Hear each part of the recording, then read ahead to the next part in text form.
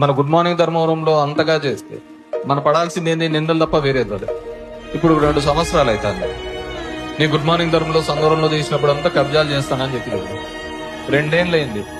నువ్వు విరిగినావు, మీటింగ్లు పెట్టినారు, ప్రతిదీ కలెక్టర్ ఆఫీస్ కి. 2 సంవత్సరాల్లో ఏ సందులో ఏడ కబ్జా చేసినా ఒకటన చూపించినారా?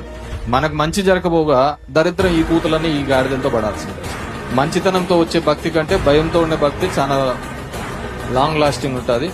ఖచ్చితంగా అది కేతిరెడ్డి 3.0లో చూపించబోతున్నాం. అది ఎందుకంటే నాకేమి పెద్ద మోజులు గీజులు అన్నీ అయిపోయినాయి పొలిటికల్ సిస్టమ్ మీద అంతా.